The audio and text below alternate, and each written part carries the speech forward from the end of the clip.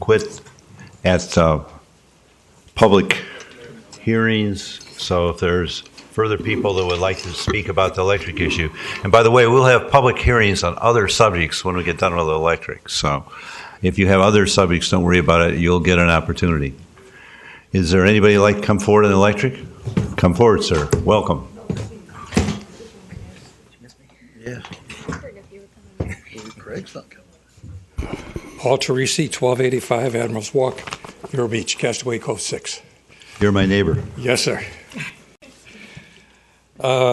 Just to set the record straight, at a taxpayers association luncheon meeting, when all the candidates were invited to speak, and they were all asked the question if they intended to sell the electric plant, all said yes, with the exception of Mr. Kramer, and without any stipulations or catch-all clauses. It was, yes, I'm going to sell it. The Florida League of Cities, I believe, has encouraged you all to write a letter against Mrs. Mayfield's legislation, which will affect FMPA. I would suggest that if you are going to support the Florida League of Cities in writing such letter, perhaps the Florida League of Cities would intercede for the city of Vero Beach with the FMPA. And for a good number of years that I know of, the city of Vero Beach has paid dues and supported the Florida League of Cities by having their advertisement, or I believe Tammy, you can help me if I'm wrong, we paid for a monthly advertisement. We pay yearly dues to be yearly a part dues, of Florida but League of besides Cities. that, we were, up until a few city councils ago, we were paying for advertisement in their news magazine and stuff. No, the only time we ever pay for any advertising if we have a picture of the council or our council names in there, and that's sometimes up to like once a year. But we do support them. So I don't think it would be unfair for us to ask them to support us. Yeah. There's actually an opportunity to do that every Monday at 9 o'clock, and you can call in, I call in, and actually there's a legislative call-in for the terror session. We find out that what goes on in Tallahassee we may not always like, so we listen in on it. No, So we can certainly take your understand. recommendation. My 2 cents. Good idea. Thank you. Thank you. All right, further public comment. Yes, can I ask a question? You can ask a question, Dale, but you're going to have to tell us who you are, even though I know it. No, I'm sorry. Gail Ross at 4801 Bethel Creek Drive in Vero Beach. And my question is a simple one. I'm trying to make this thing out here because the young lady who gave us the breakdown of the cost went by it rather quickly, and my fault maybe that I missed out. But let's say that I have, at the present time, a bill, the utility bill, let's say of $140 a month. It used to be $240, and now it's $140. Isn't that amazing? If I'm paying $140, and it says there that I'm going to, because I'm in the city limits, that I'm going to be paying $124.75 under the FP&L price, or that's what it says up on there. Electric charges $106, $9 for something or other, another $9, and then a total bill is $124.75. So I would be saving $14 a month. Now, in it, $14 from my original $140, or make it even. What about? All right, it says there my total bill is $135, and if I go with FP&L, it's $124. So that's $14 a month that I save. Are we together on that? That's only for a short period of time. Yes, I mean, that's prior right. until we get FPL rates. Right. Yeah. The FPR rate is No, that's still $124. No, that's still an adjustment for that that we're trying to recover this 26 million. That's what I'm coming to. Pay. That's what I'm coming to. Okay, that's it. Thank you. I'm asking, how much would I be charged as representing people that live on the island? How much would I be charging a month to pay off that 26 million? My guess is that it's going to be well back over, it would bring me well over $150 a month or more for 3 years, 4 years, 3 years or 4 years. So, in other words, I'm trying to find out what is my overhead going to be when I help pay the $26 million. We have a Florida Power and Light representative, Pat. Would you like to come forward? Her question is, using the chart that happens to be up there and using the 10%, the top line, if her bill is $138 or whatever, Yeah. the question is, how much would she be paying against the $26 million, as I understand it, and what would the net bill be? Those are two different questions. In other words, how much per month is she paying? Jennifer is on her way. She may be able to answer the question about how much of the $26 million she would be paying, but the net bill would be 10% lower than what her current Vero bill is today. 10%. Can I talk to him or not? Yes, it would be 10% lower is what he's The saying. young lady who broke down the course initially when she was here. Here, return to the mic. She It's said, just- I still would be 50% below what the FP&L bill would be. You'll have to go, Dale, you'll have to go back up to the mic, and we have the young lady here that. I can explain It's that. the savings. It's the It's- savings. Where do you want? Yeah. Jennifer, the question is twofold. Number one, if taking the top line of a 10% discount over 4 years, what would the net bill be, and how much money is being contributed to the $26 million out of that money? It looks like it's a 138 versus 124, the numbers, but how much of the 124 is paying back the 26 million, or whatever the number turns out to be? How much is paying back the $26 million? No, I'm making sure I understand. So let me see if I understand the question. The question is, day one, is it day one? How much of the value is paid back for the FMPA payment? For the 4 Okay. years. In the 4-year scenario. In This the we're dealing four-year with 4 scenario. years here, not. For this typical residential 1,000 kilowatt bill. I don't know if I can answer that question off the top of my head. Let me think about that for 2 seconds. Mr. Cray, well, I won't even say my source. $9. Well, I'm just taking 26 million divided by 703,000 kilowatt hours we sell, divided by 12. By the, you just do the division and it comes out about $9. I believe it's about $8 to $9. I mean, $8 to $9 for a 1,000 kilowatt hour bill per month. It's 26 million. For one person, for one customer. So you would, Dale, to answer your question, you'd be paying $8 a month on this typical bill, 12 months a year for 4 years or 48 months. So you would be paying about $450 of the $26,000. I believe that was your question. Well, I just want to know what I'm going to be paying every month for the next 4 years. And you would be saving, in this particular case, what, $14? So you'd be saving in a yearly time, $14 times 10, $168 in this example, not that this is you. Okay? Well, it's not really okay. It answers But you your question. understand the explanation. Right. I'm sorry, I phrased it poorly. Yeah, because I was led to believe that Don't. with paying the Excuse me, can you come up to the microphone, please? Get you to the microphone. Yeah.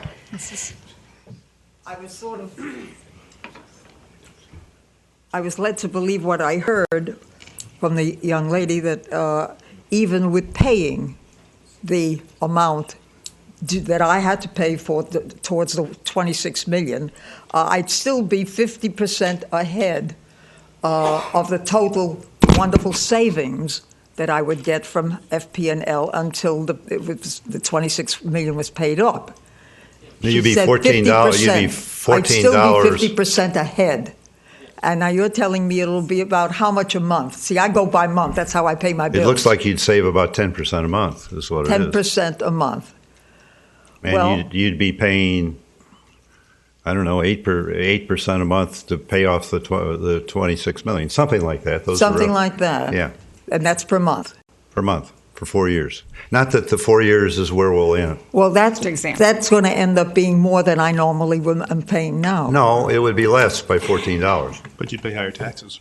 Really? The tax? Well, that's, Did somebody on the council say that we are not legally forced to pay that 26 million? I don't understand how it was arranged. In fact, we just sort of skipped over about paying that 26 million. It's something that exists, and that's something that we have to accept. Was there any attempt at negotiating this, fighting with it? well, that's still on the table. Oh. But let me ask you the question of the city attorney. She brings up the question, if the city council in its collective wisdom and Florida Power and Light decide that a customer has to pay a surcharge, what gives us the legal authority to do that? Well, you're only looking at contract terms, and the contract would basically then FPL has to take those rates to the Public Service Commission for approval. It's all part of the process.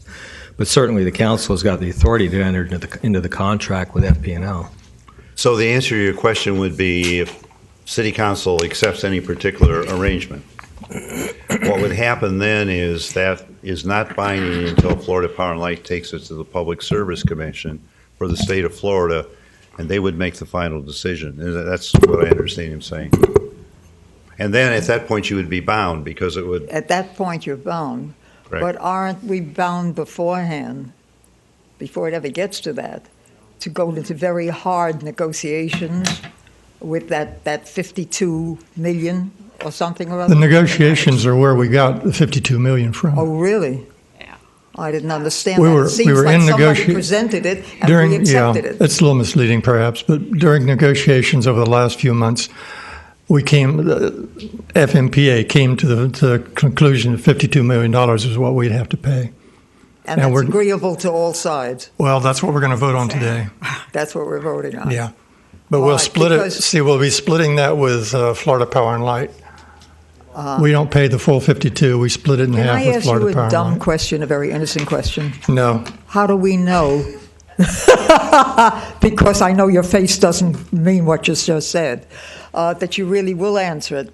How do we know that Florida Power and Light is really going to pay 26 million? We're going to- and that there isn't Yeah. some kind of a deal Yeah, underneath. good question. We're going Really? to have to renegotiate the purchase and sale agreement. In that purchase and sale agreement, these terms will be negotiated or will be put down in writing, and then we'll have to vote on that at the city council.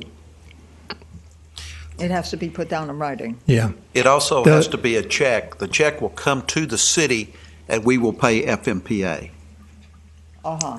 So we know exactly how much that 52 million is because the check will come through us to FMPA. it's a pass through. It'll pass through the city of Vero Beach. Then how come it was such a surprise to the citizens, I don't know about the council, but that there was such a thing as a $52 million surcharge to begin with? Well, it's not a It was surprise. never brought up. It's not a surprise. During negotiations, we knew there was going to be some cost. The only thing we're discussing now is 52 million too much?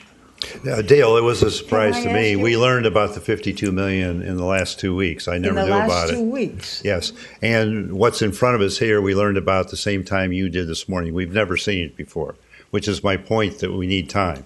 Well, we all knew there was going to be some cost to it. We all I mean- knew there was going to be some Well, cost. I don't accept that. Why is it I that don't- all these negative didn't know things that. always come up at the last minute of any negotiation?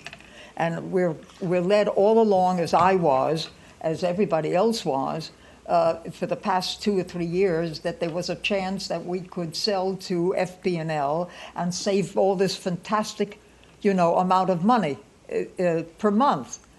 And what we actually lived with that idea, and how we planned our lives thinking that that is going to happen and we are going to be free. Why would we wait to the last 2 weeks to find this? I don't understand this. Because if you would have known the truth, you would have done it in the first place. I'm sorry.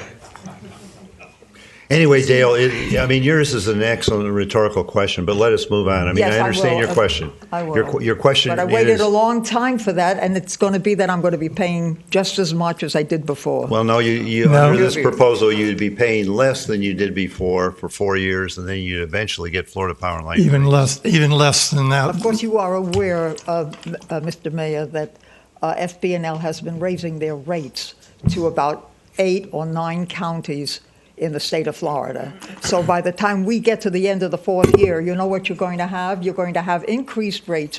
I'm for the sale, don't get me wrong, but I'm saying that it isn't going to be the grand saving grace of living in Vero Beach, because you're going to be paying the higher rates that they have arranged all these years, these 4 years while we're paying. It's still going to be lower than what we're paying now, How much lower? about We don't know. 25%. 25%. Anyway, thanks for your comments. They're heartfelt, and we appreciate them. David, I know who you are, but tell me anyway. I'm the dog guy. Hey, John Wester, 455 Fiddlewood Road, Vero Beach, 32963. I guess I'm kind of like Johnny late for this, because all this time along, for the last 4 or 5 years, I've been reading these things that we're going to have this big pool of money, and let's get rid of this blue thing, and we've heard we're going to get 156 million, we're going to get 90 million, we're going to get this, we're going to get that. The streets are going to be paved with gold. And now I find out that we're kind of on the short end of the stick, okay? Now, basically, what we are doing with our $26 million is saving the shareholders of FP&L $26 million, because it's not like FP&L does not have $26 million. I've checked their financial statement. They have many, many, many, many times $26 million. So it's not that they cannot afford it, okay? It's that they do not want to afford it. There's a big difference there.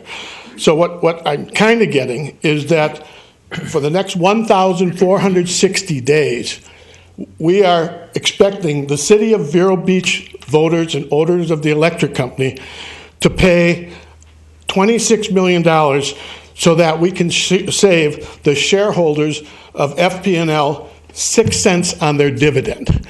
Now, 6 cents on their dividend, they would raise in $26 million in 4 3/4 days with their net profit. So what you're telling me is that we have to pay for the next 1,460 days a tax or surcharge or repayment, whatever, so that they do not have to dip in their kitty, which they have plenty of money for 4.5 days. So they could actually pay this off by the time, hey, we were barbecuing on Saturday and they raised $26 million. I got a granddaughter who's pregnant. Her kid's going to be in 1st grade before I pay this back. There's a big timeline here, okay? This will be taking $16,500 out of our Vero Beach economy every day that we're sending to the shareholders of FP&L, rather than putting into, you can raise your head no, but the figures are there, okay? It's $500,000 per month. Now, the other dark cloud in this scenario, which nobody seems to want to face, is that we're going to have to raise property taxes. I know they're going to have to. So the only guys who are really winners are non-resident users of ours in the city. People have to pay more taxes and cut in services, okay? If you want to see cut in services, right, come on down to Fiddlewood on East Indian River Drive, and there's the land that the city cuts, and the grass is that high. There's the land that the subcontractor cuts, and we call it knee-high by the 4th of July. Thank you. Okay, thanks for your comments. Further comments? Mrs. Hillman?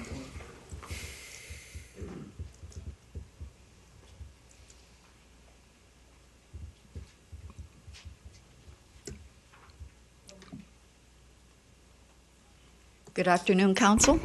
Linda Hillman, 2315 18th Avenue. While everyone took a break and we went to lunch, I went home and I kind of went into some of my favorite things that I like to eat. Sweet and sour gummy patches. Yeah, I'm sure everyone had those. Sweet and sour. I love it. You get the sweetness when you bite into it, and then all of a sudden the sourness comes right back to you. Kind of much like this deal. We started out with 152, 156 million in the pockets of the taxpayers in the city. And now we're down to $26 million that the taxpayers have to pay. Sour to me. There's something wrong over here. In my opinion, if FP&L really wants Vero Beach, and obviously they do, they've been sticking around long enough, if they want this little round peg to fit in their East Coast hole so they can continue up, then let them pay the $26 million. Why should we end up paying this $26 million? It's frugal. And the $26 million is not going on to the county people who actually started this little trek to get us out of the utilities. So they're ratepayers. Why should we all foot the $26 million? Let the ratepayers now pay it all. Make it even. The businesses in this little community, in this city, is going to suffer probably worse than what the individual homeowners are. But unfortunately, where I work, I see a lot of people coming in with EBT cards, on food stamps, on welfare. They need help. What are they going to do, even if it is $8 more a month? That's probably gas that they get their kids to school with or someone goes to work with. That's a lot of money for these individual young people to be paying. And let's face it, the young people are what's coming in, or we're trying to bring them into the city. It's not going to happen as quickly as we want it to with all this money that's going to have to be paid. Everyone complains about the city of Vero Beach utilities and what they have to pay. Well, what are we going to have to pay for FP&L to buy us out? They're supposed to buy us out. We're not asking them to come so we can give them our money to beg them to buy us out. This started out as an inclusive deal, and that's what shut down everything else, anyone else coming to make a deal. It's the inclusivity of that contract, and that in itself was not right. A lot of people are talking about the mayor's drop-dead date. Well, in my opinion, we've already gone 5 years, maybe longer than that. There should be a drop-dead date on when we open this up to someone else to make offers to us. It's been long enough, and if they want this deal, let them buy us. Let them pay the complete $26 million. Before this new contract is accepted, it has to be reviewed by the consultant engineers, by the bond council, the bond trustees, the bond insurers. It has to be approved by all requirements. Last year, I understand, or I heard or read, Fort Pierce was not acceptable of it. And now all of a sudden Kissimmee comes into play where they might not be acceptable of this. So we're going to go through all of this, and then, as one of our councilwomen said, Stanton 1, Stanton 2, St. Lucie, we have the review and the update of the power transfer agreement between OUC and Vero Beach. We have to be reviewed and approved by the Florida Public Service Commission. And why should we, I heard, or I wrote down from the attorney that part of this would be, as part of the FP&L contract to FMPA, the city would have to commit part of their franchise fees to OUC. So we're going to pay $26 million and then part of our franchise fees back to OUC. Maybe I misunderstood that somewhere, but I wrote it down as it was being said. So again, another thing that taxes, forget about the taxes. We don't even want to go what it's going to cost to raise the taxes to meet everything that we have right now. And This is a sweet deal gone real sour, and I think we all need to consider it. And the referendum, Mr. Mucher said there should not be a referendum. Well, the online polls, if everyone wants to agree with this, 273 say, yes, go for the deal. But 178, which is almost 70% of the people that voted, said, no, it's a raw deal, don't go for it. We should not go for this deal. We really need to iron out all the details. They need to be ironed out before we decide that $26 million is what we should all sit and say, thank you, FP&L, for buying us. Thank you. Mr. Mitchell, I'll invite you forward again, but since you've spoken earlier, if you limit yourself to 3 minutes, please, sir. I'm going to invoke that with anyone who speaks the second time. This will be really quick. The reason I got up is because of something Mrs. Hillman said. And you got to remember that these are the same people who are voting on the referendum. And hopefully we can do some education between now and then. But I just want to put on the record, she said that the people on welfare are going to have to pay $8 more. Well, they're not going to have to pay $8 more. They're going to pay $23 less. And everybody needs to understand that clearly. And we're going to have to do an awful lot of education because I don't want to pick on her. She's not the only one. B. Gardner said it today.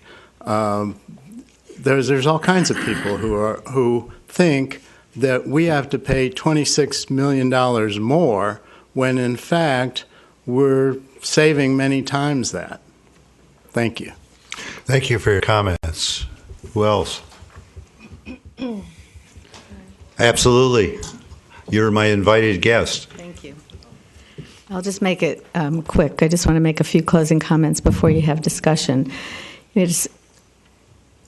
From the beginning when we've come here, one of the things, and I've said this before, that resonates with us at FPL about this community is the passion that these residents have about this community. And whatever side of the issue, whatever their opinions are, they're very, very passionate. And that's customers that we would love to have if it works out. But that said, Mr. Mucher said it, there's a lot of education that needs to be done. This is brand new information. You're seeing it for the first time. The community's seeing it. And you obviously have been entrenched in this with us a lot more. And so there's a tremendous amount of things that I heard that I believe people believe and feel passionate about that I know that are incorrect, and I believe are incorrect too.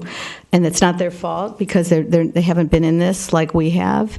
And so it's really what I'm asking for and what FPL is asking for, in addition, as I said, without the continued invitation of the community and of the council and the desires of the community, we're not going to be. We need it to be successful moving forward, and FPL needs it to stay in the game. And so the request, I guess, is to help with the education, because this is new, and you got to hear it a lot. And I said in my opening remarks, I said, it's not what we hoped for. We know that, but it is without a doubt, unequivocally, without argument, better than what you have now from an electric bill rate perspective. Not to say that you don't have some people don't have other plans or whatever, but this scenario right here is better. And why is it better? Not because you're paying $8 more, but because you are saving money on the electric bill. This provides an immediate discount, and I just want to emphasize that again because I know it's complex and I know it's confusing. And so my request to all of you is to help us educate, to give us opportunities to educate, to help us work with you, with the community, to address your concerns so we can address the community's questions if this is the route that you so choose. And again, I said at the onset that it's your decision. If it is your decision, the other ask that I have in your discussions and in your vote today is that you also, we want you in the meetings and the negotiations from the beginning with FMPA, but we'd like you to help us get those meetings. And we'd like you to direct the city manager, or Mr. May if you want to do it yourself, but to also help us set up those meetings. If it's the will of the council and to explore this option and go forward and make it work, then we want you to help us get those meetings going. And those were my two requests: help us with education and help us get going. And of course, again, the decision is yours. We really thank you for all the time today. Well, I think I'm closing public hearing unless there's some big objection. There seemingly is none. I think there's three questions. I think the one of helping you get a meeting is the one we should talk about. On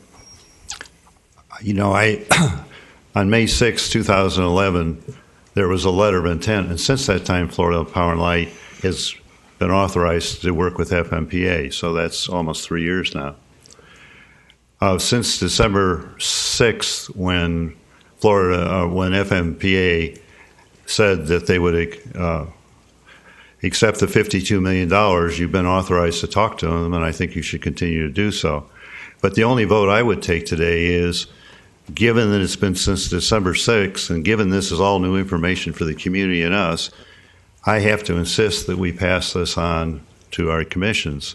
It's our standard operating protocol, but there's nothing in that precludes you working with FMPA. I think we should come back to the second question, and there's actually a third question. The second question is, and we can talk about that separately, is what we can do to assist. And the third thing that I would like to cross over, I think it's time we asked our commissions to do those things that are in the public interest to bring down costs. So I have those three agenda items. No blank check today. It's got to go to the commissions, as far as I'm concerned. Now, if there's 4 votes against me, there are. But at the same time, there's nothing in that. You've been authorized since May 6, 2011, to move forward with FMPA. Do it, please. Okay, just to clarify, what we're asking for is authorization to pursue this concept here of the paying them the $52 million that would involve the city, recovering from the city half of that. That's specifically, and I understand that we're not asking you to today approve this. We're asking, though, I know we're authorized to speak to them under the current contract that's in place. This is something new, and without your vote of support to go forth and do this, we do not feel we will be, it would be a successful path to take, as I said earlier. So that's the semantics, if you will, or the specifics that we're really looking for today. Yes, we're authorized under the current contract, and I understand the caveats or conditions of having your commissions review it. We intend to be there to answer their questions as well, certainly. But if we're going to get this going, time is of the essence, and we want to be talking specifically with them about, if we pay you this $52 million, these are the conditions that you need to meet. That's what we want, your specific vote of support to talk to them about. And it's either yes or no. I open it to council and to the city manager and city attorney for comment. Well, from the city manager's standpoint, I look at the two commissions, Finance and Utility Commission, as being that part of the education, and I agree that the community really does need to understand. For example, Ms. Hillman, when you got up, and I believe it was you, the fact of the matter, all 34,000 ratepayers will be paying back the $26 million. It's not just going to be within the corporate limits. So it is going to be all the ratepayers. The other, to answer your question, it is based on your consumption pattern. It is not a flat fee of any stretch. So those who use the more power obviously will be contributing than the others. So those are type of issues that I think the Finance Commission, Utility Commission will help address and make sure that the public really understands what we're talking about here. Also, as a recommendation, if we want FP&L to go forward and talking to FMPA, we need to give them some support in the concept. Yes. Whether it's 26 million, whether it's 13 million, whether it's 45 million, whatever the numbers, but the concept of, are we willing to burden some of the cost associated with this $52 million, I think is a critical path forward. If we're not, then obviously it's not going to work. But we understand now what the number is. That is a definite number. Again, coming back, that is not a negotiated number. That was a number that we kept asking FMPA, what is the cost? What is that incremental cost of a 3-year taking our power? And they're the ones, they have to set that number. That's where the number came from. Because they're saying, as far as they're concerned, there's no deal unless the 52 million is the number. So we have to work within that framework, and I'm not, I guess, not speaking for FPNL, but the fact of the matter is if we're going to go to FMPA, and if Wayne and I are going to be part of that conversation, we have to understand that the council, either we go back to Plan A, which I even hate to use that because that's going to be a dead end, and a year from now we'll still be talking about this, or we go forward with the concept, understanding what the number is, and how do we pay back that $52 million. I'd like to hear Mr. Kramer's comments. Well, my understanding of the $52 million is that's a starting point. There are other expenses that are going to be on top of that. Keep in mind, we have a lot of people who seem to enjoy demonizing FMPA. FMPA does not even have to take that power. The $52 million was actually just kind of a goodwill gesture from FMPA. They can just flat say no, they don't want it. They can easily walk away from it. I find it amazing that we'll just head down any road that FMPA or FPNL tells us to, and somehow it's going to turn out beautifully. We've been doing this for 4 years. The old contract is dead. There's 3 years thrown away. Good grief! I mean, how much longer are we going to do this for? I'm looking at the lowest bills here, and I don't see FPNL as anywhere close to being the lowest bills in the state, on this list. And I like Charlie Wilson's comment. If you can't compete in the business, you get out. I don't see FPNL can compete in the business. I see Lakeland beating FPNL. Is the governor going to go around to all FPNL's territory and say you need to sell yourself to Lakeland? Good grief. I mean, Lakeland looks to be the pros in this thing. We could give ourselves to Lakeland, not even have to worry about the FMPA issues, and we'd have a lower bill than what FPNL can offer us. I mean, it's crazy. The idea that somehow FPNL has got the secret sauce that nobody else can compete with, it's just a bunch of baloney. Mrs. Turner. Yeah. Could I just address the lowest bill? Yeah, you may, very well. You may at any time. I feel compelled to stand there and address anything you would like. Okay, and I'm sorry, Mrs. Turner, I'll just be very quick, but I do want to address this lowest bill. I've heard it said that we're not the lowest bill in the state, and I believe that information is coming from the Florida Municipal Electric Association, a report that many people, apparently including Mr. Kramer, use for comparison purposes. It does not always fairly represent electric bills of investor-owned utilities, of which we are, like FPL. When comparing FPL bills to the municipalities, FMEA tax on franchise fees and other municipal or utility taxes that not all FPL customers pay and which vary between each municipality.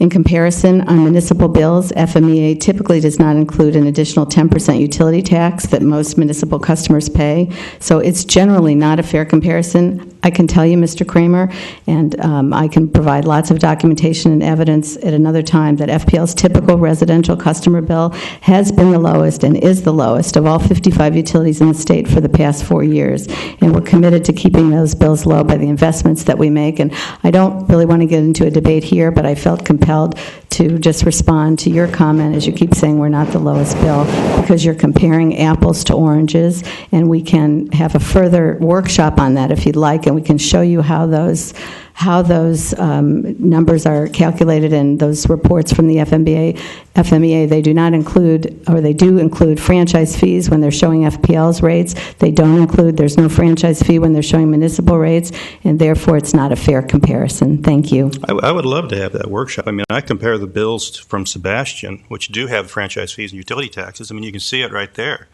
Even in my category, I mean, you're number 7. I got Clewiston, Lakeland, New Smyrna Beach, Tallahassee, Wakulla, Quincy. They all beat you. There's no secret sauce here. Mrs. Turner, you want the podium. You have it. Thank you, Mr. Mayor. I think although this $52 million is an outrageous sum, this is what we're going to have to pay to extricate ourselves from these terrible, terrible contracts that we're in.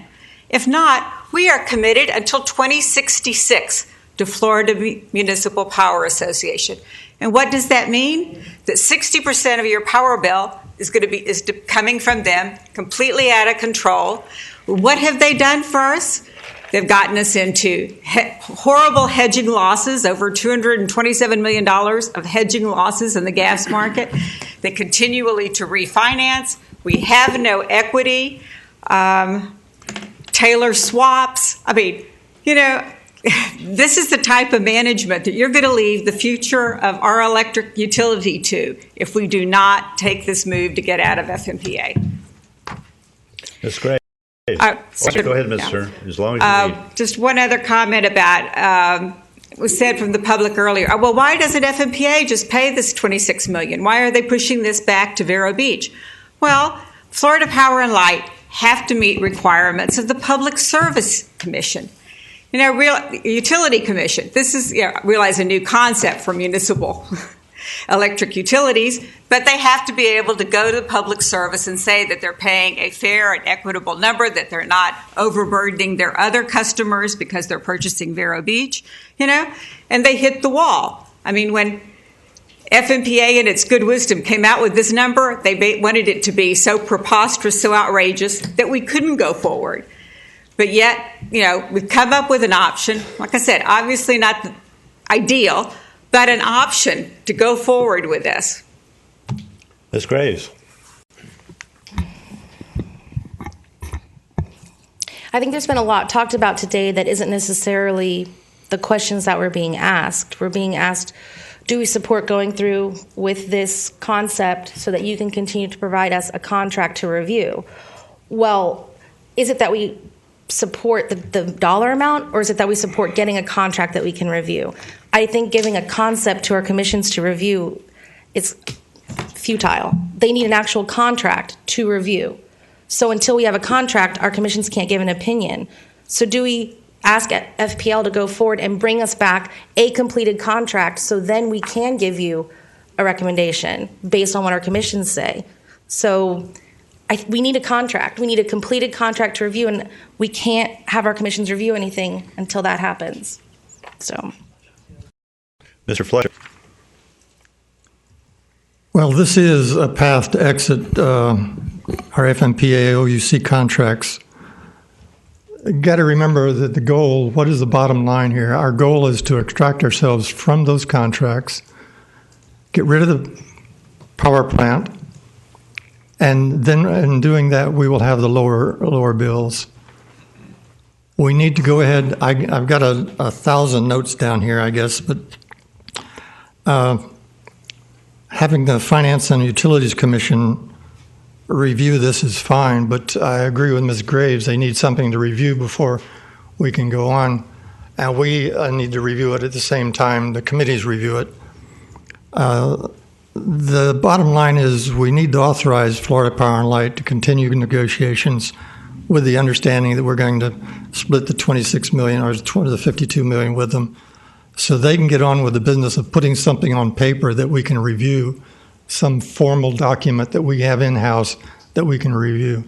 And in fact, I'll make that a motion that we authorize Florida Power and Light to continue the negotiations with the understanding that we'll split the $52 million and we get back to us as soon as possible, because we are all getting really, really tired of these dates slipping. I'll second that motion. Further comment or discussion? For further discussion, I cannot accept the $26 million without further vetting and further time. We're being asked in one day to approve something that Florida Power and Light could have put before us on December 7th, Pearl Harbor Day.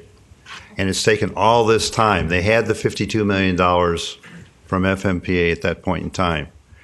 I refuse to be boxed in, and we have to answer something this day. If you want to have a vote at the next city council meeting 2 weeks hence, I can live with that. But today, I cannot live with it. I'm sorry. Keep in mind, this is under public comment that this was put. I mean, I'd make a motion to table till next meeting. I would second it. First motion on the floor was to allow Florida Power and Light to go ahead. A table motion takes precedence over we a don't motion. use Robert's rules here. Well, then it's up to your interpretation. Mr. Mayor. A Wayne, can tabling you takes ask- precedence over a motion itself. That- Therefore, we have to have a vote on the motion to table. Mr. Fletcher? Wait. No. Oh, we're voting To on table the it. Table at the next meeting. Mrs. Graves? Yes. Ms. Turner? No. Mr. Kramer? Yes. Mayor Winger? Yes. Motion It's passes tabled 3 to to the 2. next meeting. Now, that doesn't really answer all of the issues. Mrs. Brundage brought up the topic of willingness for someone for the city to co-join with them. And I open that subject to discussion if you still want it open or you'd rather put it off for 2 weeks. I don't care. My request was that you would reach out to FMPA to get a meeting scheduled. I'm sorry. Reach out to the FMPA to get a meeting scheduled, even preferably before your next meeting, so we may have more information yet to share with you at that meeting regarding that meeting, and tell them how important that would be that we have a meeting. Because if we don't get, if it doesn't seem to be moving forward with them, we would be able to share that with you at the next meeting. I think that's a good request, and I would support the request. I think that needs to happen. I think we need to discuss that as a council, though. I certainly think the more information we can have, Mr. Mayor, and if on my part that would help, or the mayors or anyone else, I'm not sure how we can support you in setting up a meeting or calling, but certainly I'd be glad to support that. Ms. Graves? At the end of the day, we want the answers and we want a contract to review. So if that puts that in motion. If maybe you could direct the city manager and the mayor to reach out to FMPA and ask for a meeting before your next council meeting. I'd support that. I'd make that motion. That I hate to be in that I position, second. but if I'm elected, I'll do it. I have been trying to avoid that, but Actually, you told us you'd be happy to do that at I know, another but time. I've gotten less happy. Be that as it may, Amy, you've called my card, and if it's the will of the city council that the city manager and I do it, and we're so directed, we will do it forthwith. Thank you. Right, Jim? Right. So is it your will, Mr. Fletcher? I think you're just putting something off that needs to be decided today. You're just putting it off and putting it off. It's not going to solve any solutions. no, but I mean, you're it's in not gonna come agreement up with- to go forward to FMPA to ask the mayor and Jim go. That's ahead and what my talk. motion was for. And now then you're going to do it anyways. What the? Hello? I don't think I missed a meeting. Well, I think the difference was the support of the of paying the $52 million. This is in support of just going back and reopening a dialogue. And there's nothing wrong with opening all dialogues in that regard. I mean, I haven't, speaking personally, I said what I said earlier. You can read it. I won't say it again. But we need to get to an end point to get rates down. I think that we're certainly in agreement with you, and my opening comments were that everybody needs to be on board with that, to do that. So that's right. Mr. Kramer's right. We would like you to reach out to the FMPA to request a meeting prior to your next council meeting. Jim, do we need any further action? Or No, we don't. I'll try to get a hold of Nick this afternoon, assuming we get out of here. Is that just a consensus then? Yes, Okay. we got it. And one last thing, Mr. Mayor. There was no possible way we could have given you this information on December 7th. We received a verbal from FMPA on December 6th of that number for the incremental power of $52 million. And then we had to look at that from all different perspectives, regulatory perspectives, and then we had to put all the right people in the room to come up, what could we do to still, give the city some options? And that is not realistic or fair for you to say that we should And have had I don't that mean it December- that way, and if I said December it that 7th. way, I apologize. All I'm saying is, that's 3 months ago, almost less 2 days. All I'm saying for us to agree that on behalf of the ratepayers, we're going to have $26 million paid in one day, I can't do it. I'm Right, and sorry. I understand that analogy, but it didn't really come across that way. And if you'll accept that analogy and my apologies, I'd appreciate it. Just to clarify, because there was no I possible way. can't do it in one day, I'm sorry. And we'll be meeting with the Utility and Finance Commission and we will be back at your next council meeting where you will take this up, and hopefully we will have had that discussion with FMPA by then. One of the third issue I raised, which I can raise under my personal matters, I would very much like to empower the two commissions, finance and utilities, to look at ways we can begin to bring down rates. And there's nothing that interferes with anything with Florida Power and Light in that, but I open it to discussion. Just for informational purposes, a meeting has been set, a joint meeting between the Finance and Utilities Commission for March the 19th, and I believe that's at 10 o'clock? 2 o'clock. So a meeting has already been set, so whatever charge that the council wants to take forward to them, be very happy to work with them.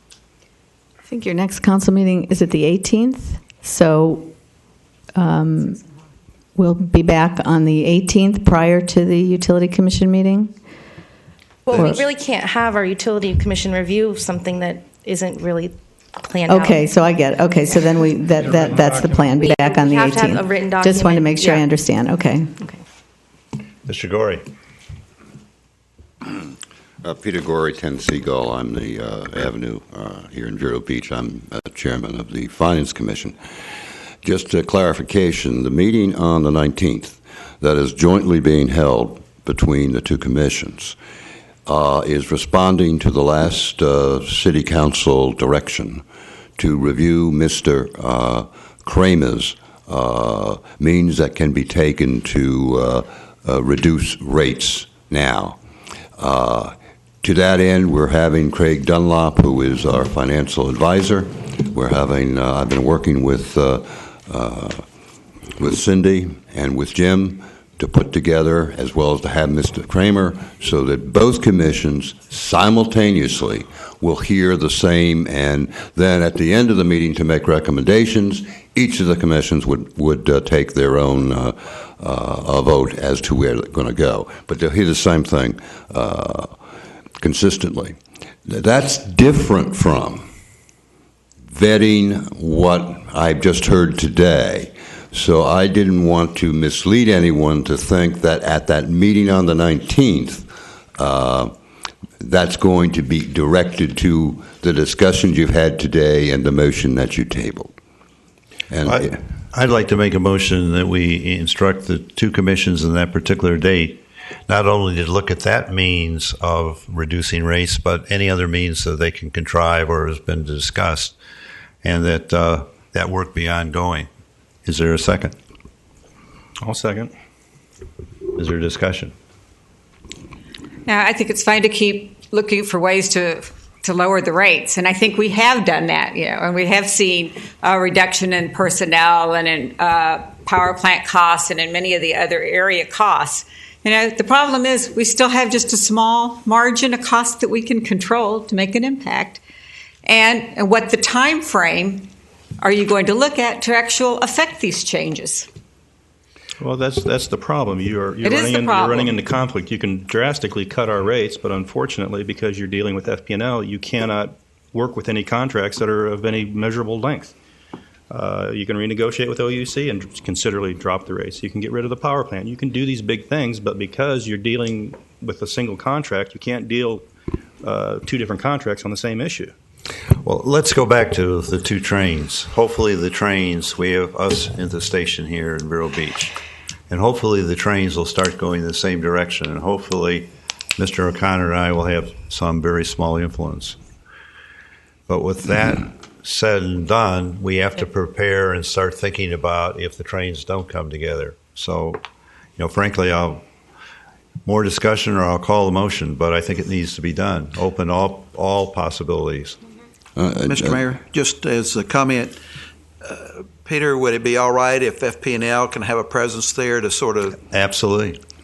In fact, there was two issues. One of them I was going to request from FP&L information, and this goes to the second issue, not the first, is that we're using 1,000 as the average kilowatt hours. That is not true. The actual is 1,063 and a half. And the reason is that the price of electricity is twice as high almost twice as high in the city of Vero Beach if you go over 1,000.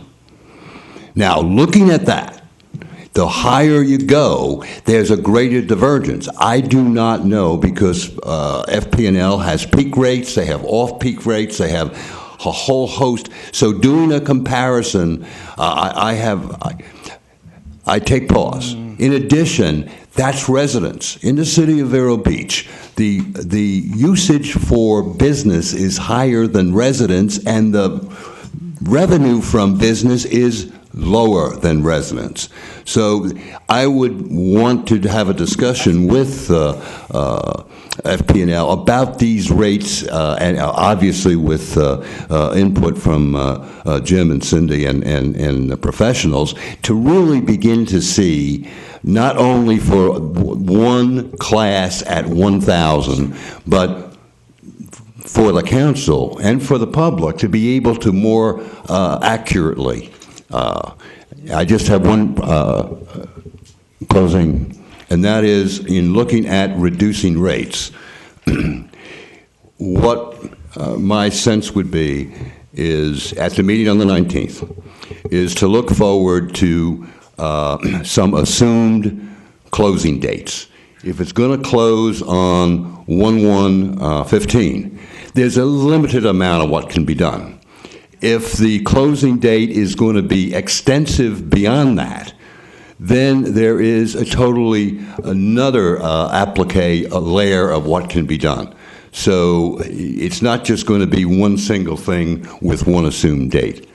I'm sorry to take up your time, but if any questions. I would ask, Mr. Brundage, would you make Jennifer available to that meeting on the 19th, or whoever of your choosing understands your rates, and have them come prepared? All right, there's a motion and a second. I'll call the question unless there's further discussion. No. All right, Mrs. Vach. Mr. Fletcher? Yes. Ms. Graves? Yes. Mrs. Turner? Yes. Mr. Kramer? Yes. Mayor Winger? Yes. One other comment regarding the job that I really don't want to, I volunteered for, and I'm sorry I did. I'm also sorry I volunteered to be mayor.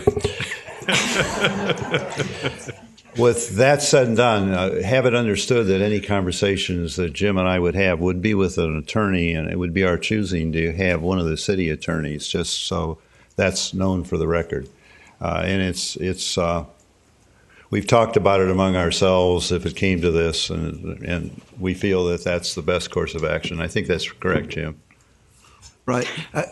Mr. Mayor, I think what our charge is right now is to try to set up a negotiating session between FP&L and FMPA, and that somebody from the city be present at that meeting, and you and I and Wayne or whoever, but Mr. Igo or a representative from his firm would also be there. Well, we'll have to talk about that, and it'll have to be, if we ask for a meeting with somebody, it has to be what they would like also. So we will have to ask their pleasure. But I do know that the city attorney and also our assistant city attorney are highly regarded. So I know that we would want one of them.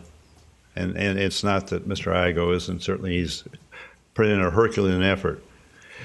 And I'm happy he didn't get hurt in skiing in Montana last week. Be that as it may, does that close the subject of the electric for the day? I should certainly hope so. I'd like to move on to the consent agenda. All right. Moving on to the consent agenda. Believe it or not, you haven't opened up general public comment. Oh. Well, for where we ended, believe it or not, you are welcome to comment yet again. But if you've commented one time before, it's 3 minutes. I don't see anybody coming forward. Everyone is as tired as I am. Mr. Mucher is going to come forward. Mark, 3 minutes, please, and I know you're always a gentleman. Mark Mucher, 617 Lilac Road in the city. This isn't going to take 1 minute. I don't have all the different combinations, but for the residential 1,000 kilowatt rate, and I'm talking bills now, not rates, The city, the people in any River County on Florida Power and Light pay $106.11. The people in Lakeland pay $109.47, and the people outside the city of Lakeland but served by Lakeland Electric pay $116.64, or in round numbers, 9% more than Florida Power and Light. I'll go ahead and I'll get the bills from Lakeland, and I'll compare them with Sebastian for definitive purposes. Sebastian? Mr. Wilson, you would also like to talk, if you could limit it, please. Just an announcement, less than a minute. Just wanted to remind you, watching today's meeting, we're playing with fire, but that's the deal. So, but tomorrow at 6 o'clock, there'll be a town hall meeting at the Elks Club sponsored by the Vero Beach Chamber of Commerce, where we'll discuss exactly what happened here today. And all the public is able to ask their questions, ask them of each other, ask them of the experts that are there, and we'll be able to find some of the unvarnished going forward. So I urge you all to come. You've been invited. Mr. Kramer, you've been invited. I understand you're going to be out of town. Actually, I'm not going to be out of town. I just don't want to be a target for your forum. So I'm going to decline. If I were you, I wouldn't want to answer questions to the public either. So we'll see you tomorrow. I'll do it anytime. I just won't do it in your forum. Mr. Gafani, again, a minute if you can do it, please, sir. Gotcha. Joseph Gafanti, 441 Holly, Vero Beach, 32963. It's like a card game you guys are playing. You got nothing in your hand, and you keep anteing in, calling. You got nothing. You're going to lose, and you're only postponing the inevitable. You got to drop out. A good card player knows when to quit. As far as trains are concerned, you missed the last one to Hoboken. Too bad. Or to Reading, Pennsylvania, where I grew up outside of. Okay, I believe we can move to the adoption of the consent agenda. Who would like to pull what item and discuss it, please? Nothing for me. I'd move for approval as submitted. I'll second that. All in favor? Aye. Aye. Opposed? No one. I think I got a second on that one, didn't I? Okay, we're going to have public hearings moving on to 3A. These are quasi-judicial hearings. Just the first one, Mayor. I beg your pardon? Just 3A. 3B is not quasi-judicial. All right, thank you. That helps a great deal. 3A is an ordinance of the City of Vero Beach, Florida, amending the official zoning map by changing the zoning district designation of C-1M Marina District to P2 Park District for city-owned property bounded by East Indian River Drive in the east, the Indian River Lagoon on the west, State Route 60 on the south, and the northern line of Government Lot 2 on the north, containing 17.35 acres, more or less, provided for an effective date requested by the City Council. Is there anyone here that has ex-parte communications on the City Council? Seeing none, is there anyone to swear in? Please raise your right hand. Do you solemnly swear to tell the truth, the whole truth, and nothing but the truth, so help you God? I do.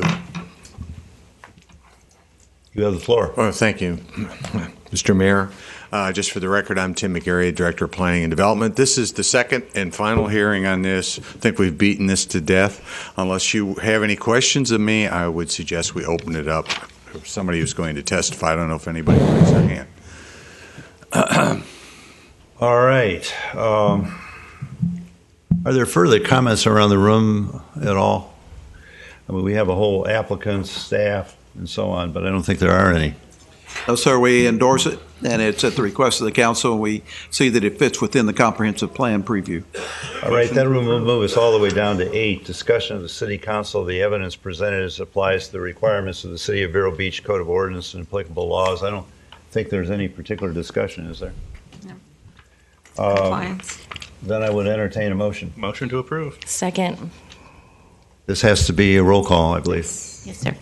Mr. Fletcher? Yes. Ms. Graves? Yes. Mrs. Turner? Yes. Mr. Kramer? Yes. Mayor Winger? Yes. That will move us to public hearings 3B. Is this a first reading, second reading, This or is the final public hearing. Final public hearing. All right. An ordinance of the City of Vero Beach, Florida, amending Chapter 58, Personnel and Retirements, Article 2, Division of 4 and 5 of the Code of the Ordinances of the City of Vero Beach to provide for Internal Revenue Code compliance, providing for repeal of all ordinances in conflict herewith, providing for severability, providing for codification, and providing an effective date requested by the Police Pension Board and its staff comments at this point, if there are any. This was continued from your last, the public hearing was continued from your last meeting. I believe you do have a updated impact statement from their Yes. Uh, actuarial. And that satisfied my concerns on the issue, Mr. Mayor, so I have no further questions. Public hearing, anyone like to speak to this issue? Seeing none, I'll close the public hearing. Council comments, please. Move to adopt as presented. Second. All right, Tammy, roll call. Mr. Fletcher? Yes. Ms. Graves? Yes. Mrs. Turner? Yes. Mr. Kramer? Yes. Mayor Winger? Yes. Okay, number 4A was requested by myself after the last City Council meeting, a resolution of the City Council of the City of Vero Beach, Florida, expressing opposition to Florida House Bill 813 relating to water and wastewater utilities, which bill, if enacted by the Florida legislature, would have directed adverse effects on the Florida municipalities and their citizens and utility ratepayers, providing for an effective date. This actual resolution has been drawn up in conjunction, as much of what we do, with the Florida Power and Light, and also, I believe, our attorney on retainer in Tallahassee. As to the details of it, At Florida League of Cities, Mr. Mayor? Florida League of Cities. I'm sorry, I'm getting tired. Thank you for your help. I would leave it to Mr. Comment to comment about it. Yeah, we got input from Ryan Matthews at League of Cities and also Chef Wright, our PSC attorney in Tallahassee, as to, and they obviously are asking this of other cities too, to support or actually oppose this particular bill. And just to reveal, there is a Monday morning Florida League of Cities call, which I participate in, and people from any city council member in the state of Florida can do so. And I suppose in the area, this particular area, in other words, utilities, the Florida League of Cities has taken a very strong position against this. What we're doing, really, to some degree at their request, is supporting them in it. I don't have anything further to say. It is open to public hearing if someone would like to talk about it. No public. Oh, Mr. Moocher. And just to add, we did go ahead and bring you the resolution today because time is kind of the essence with this session starting today. And the list of representatives that we were asked to send it to are people that are directly involved in the committee that'll be looking at this first. You have the floor. Mark Mucher again. I'm sorry, I was outside. Are we on 4A? Yes. I had a quick question for Wayne. Did you draft this, or did the League of Cities, or did FMPA, or who drafted this? I put it on paper with input from League of Cities and Chef Wright, our PSC attorney. Okay, thank you. Further public comment? Seeing none, council comment? Move to adopt as presented. Second. Mrs. Bach? Mr. Fletcher? Yes. Ms. Graves? Yes. Mrs. Turner? Yes. Mr. Kramer? Yes. Mayor Winger? Yes. All right, we move on to 4B, a resolution of the City Council of the City of Vero Beach expressing opposition to Florida House Bill 861 relating to municipal power regulation, which bill, if enacted by the Florida legislature, would have direct adverse effects on Florida municipalities and their legislation and utility taxpayers, providing for an effective date. And requested by myself, the same constraints apply. It was done with the Florida League of Cities and the attorney in Tallahassee. I would say that if you expect Jim and I to talk to FMPA, we need to pass this one. This one is aimed directly at them.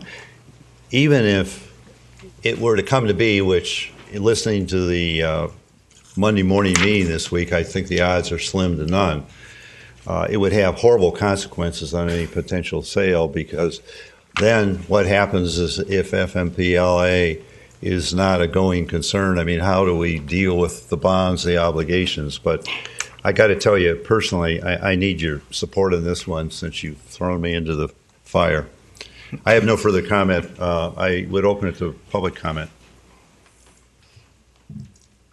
Mr. Gafanti, welcome, sir. This is a question of whether or not you want the Public Service Commission to oversee OUC and FMPA and all the rest of the suits over there that are have access to unlimited amount of money that the taxpayers have. That's what this is. No, that's not what this is That's about. what it says here. That's why I read it. You have a different opinion. When I finish, you may all right. continue. Now that you've interrupted me, the Public Service Commission, Mayfield is asking the Public Service Commission to be able to oversee these people. Now, the question is whether you want somebody up in Tallahassee, as in the Public Service Commission, or FMPA people. Well, the answer is real simple. Just look at our rates and look at what Florida Power rates are. That's as simple as that. So it's really disingenuous of you and counter to the will of the public and the best interest of the public to oppose this. There's no question about it. This is, if Debbie Mayfield may be trying to redeem herself, this is the best, only thing that I've ever seen her come up with that's any good. Thank you for your comments. Well, I'm We'll not go further. finished here. Go ahead. And it's disingenuous of anybody to oppose this. Because, as I say, we wouldn't be in the fix that we're in now. We wouldn't be in the fix that we're in now if the Public Service Commission oversaw these characters. And you people are, and you and your city manager and prior peers are no way able to deal with these people because they're professionals at what they do. And by the way, when I meant walk away, I meant not walk away from Florida Power and Light, I meant walk away from the power system. We got to get rid of it. Good day. Further comment by the public?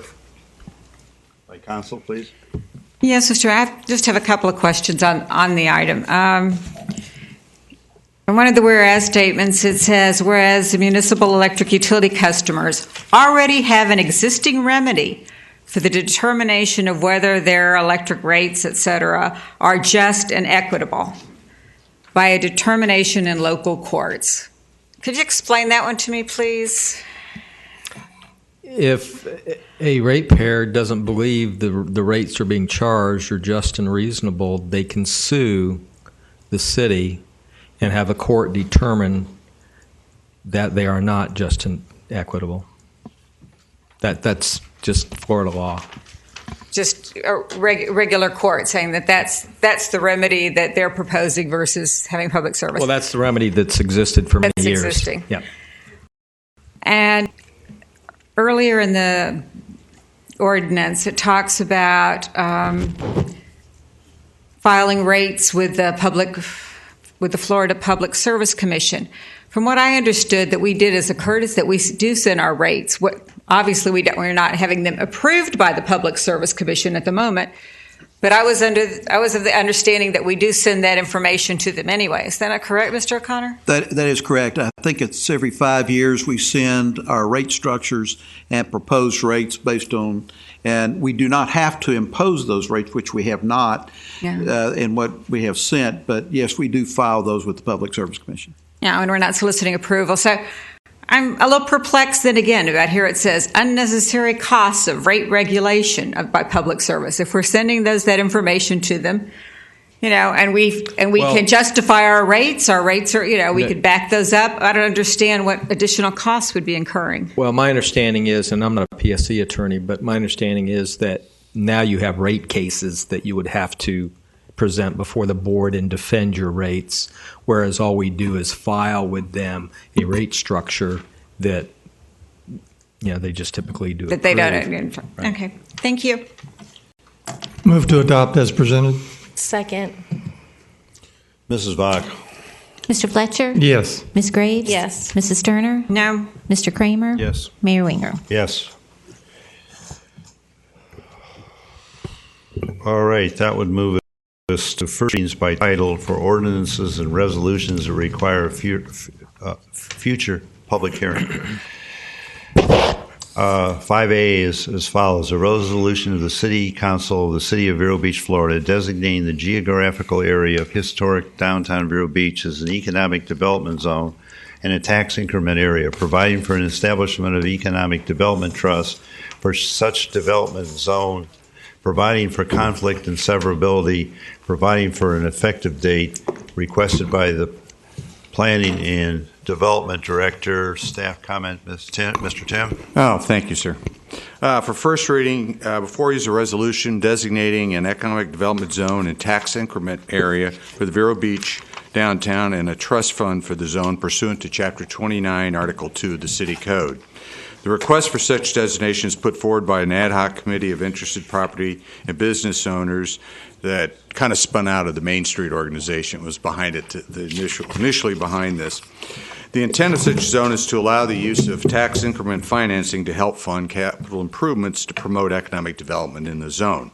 The proposed boundaries are those non-residentially zoned areas in the downtown shown in Exhibit A, which we have above. I just want to point out they provided, the ad hoc committee provided us a conceptual economic development plan that has a little larger area, but we looked at it and we had to narrow it down to just the commercial and business areas rather than the residential areas. So that's one little difference there. Before any tax revenues can be eligible to be appropriated and transferred to the zone's trust fund, the City Council will need to approve an economic development plan and tax increment resolution.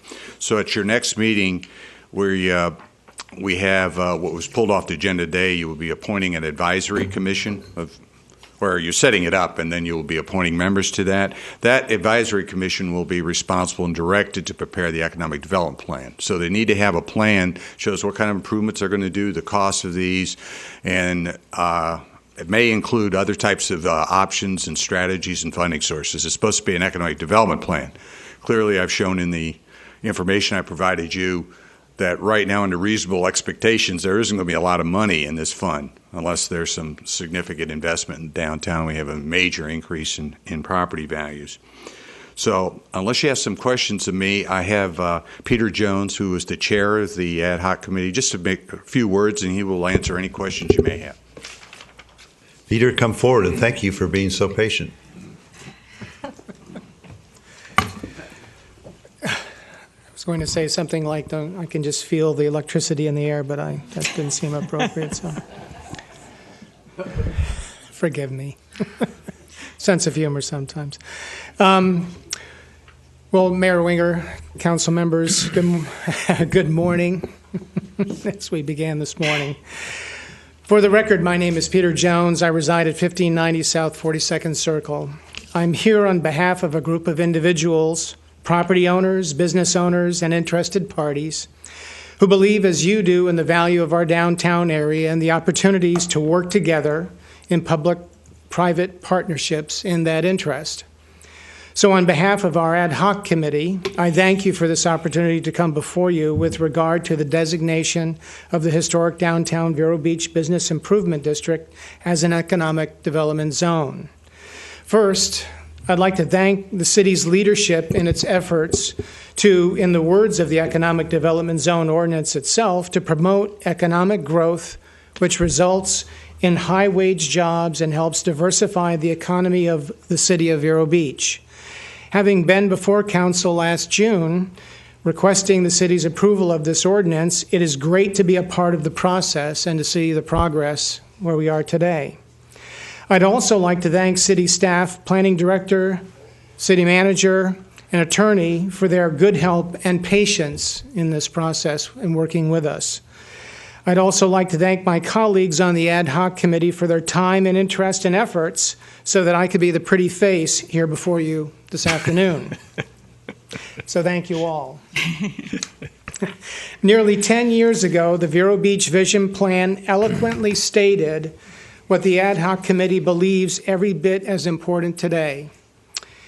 To reinforce downtown as a mixed-use office, employment, and government center, as well as a unique cultural, arts, entertainment, and residential enclave with shopping and dining opportunities that support the district and its surrounding neighborhoods. We recognize that the establishment of this economic development zone, along with the ordinance requirements, is but a step in a process, a public-private partnership with responsibilities for both. Please know that you have a very interested and dedicated number of diverse property owners, business owners, gallery owners, restaurants, individuals, I think you get my meaning, who are at the ready to help make this first economic development zone a success. So on behalf of the ad hoc committee, I ask for your support and approval in the designation of the geographic area of historic downtown Vero Beach as an economic development zone and tax increment area as outlined in the staff's report. And thank you again for your time and considerations, and I'll be pleased to answer any questions that I'm able to. Council, questions for Peter, please? Thank you for your commitment. No, thank you very much. Much appreciated. Okay, it's a public hearing, so Mr. Wilson. Oh gosh, at least we're not talking about electricity, are we? I hope not. Let me. I don't know. I had an opportunity to go to the Downtown Business Association meeting last month, and I want to tell you, it's an impressive group of people, working diligently, working hard to improve our community. Mr. Kramer was there, and Mr. O'Connor was there, and they were moving right along with this particular with the proposal. Mr. Jones and his group have put together hours and hours and hours of time doing this, and I think their hearts are all in the right place. I just have a couple of questions. I'm not opposed to it or in favor of it. I just have a couple of concerns. And let me tell you where the concern comes from. It's not from the people that are in it, because the people that are in it are just splendid. And I think their idea is to do good things is absolutely without question. Some of you may know that my aunt is the mayor of Fort Pierce. And so part of my reason for concern, and of course, Ms. Graves, you were the executive director of this organization at one point, so you pretty much know what all the ins and outs are, I believe. But in the city of Fort Pierce, the redevelopment agency is the death knell of the city of Fort Pierce. It has been the biggest albatross and difficulty they've had to deal with for many, many years running. Now, part of that is because they have the power to borrow money. And so question one is, does this organization, either now or any time in the future, have the ability to borrow money? No. That's really helpful. The second question that I have and concern that I have is, from what I understand, and I may be mistaken, but from what I understand, what it does is it sets the tax rate at whatever the current tax rate is or tax revenues are. And then the difference, if tax revenues go up because of improvements made, because of better business practices, then this organization then spends that additional tax money. Am I correct? That money actually comes to the city. Mm-hmm. That committee makes recommendations back to the city council on the expenditures of those funds. What you're doing is you're setting the assessed value of the properties at a certain year and date once you do this. But that money is collected, put in a reserve fund, that increment that it grows. And this committee at any time, but the city council still the fiduciary responsibility for the money and would authorize any expenditure of the money. So what it actually does is freeze the revenues from this area at 2014 levels. And I'm just, and if that is the case, how do we're talking about the difficulties we're having paying our bills and what happens when we double our, because the electric issue is going to cause us to double our taxes, blah, blah, blah, blah, blah, is that at some point, how are we going to pay for policemen? If we had done this 10 years ago and all of our rates were frozen at a higher level, that's one thing. But we've been beaten up for 6 or 7 years. Are we not setting the level at the very lowest level only to allow it to rise by natural circumstances? Again, I'm not picking on it. I'm just trying to figure out how it is that it would be good for the community as a whole. How do we pay for what is the most important thing that we have, and that is our police force? Well, how do we pay for that? Depends on who you're talking to, the most important part, because lifeguards rank right up there. But Tim McGarry has sort of done all the research on the law. Yeah, basically, we're talking about the gross taxable value. You're not talking about the revenues. That can change with your tax. So you're getting that increment of the change in value. If it's worth $100 million one year, the next year goes up $110 million. There's that $10 million, and what you capture that part of that $10 million. So whatever the base year, the initial base year, the soonest this could start. Let's say they got the economic development plan through and all that, would be initial. 2014 would be your base year, this tax year.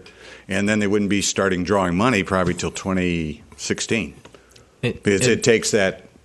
That's how it works. And Tim, it's important to point out that it's only the city's ad valorem tax. Right. It doesn't affect anything. And I also want to point out, this is going to be, you're going to have an advisory commission. The city council has full authority. In fact, you don't need an advisory commission if you don't want to, but I think the whole idea when we did this is that you wanted the people with the stakeholders in the business to be the ones coming up with through you, but you would still have to approve the projects. You would still have to prove if things got be problem with financing, you could just change the whole thing. So you have full control of this thing. So this is not like a community redevelopment agency, which can be a real problem, which we had in the city at one time.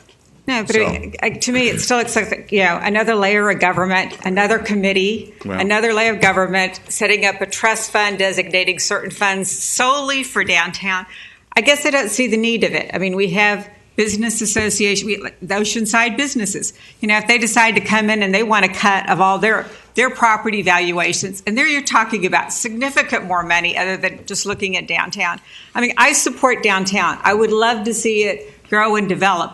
But I think otherwise it's welfare to those property owners. Why are we giving special treatment for property owners in that part of the city and not to Royal Palm Point or to Miracle Mile or Ocean Drive or US 1 corridor?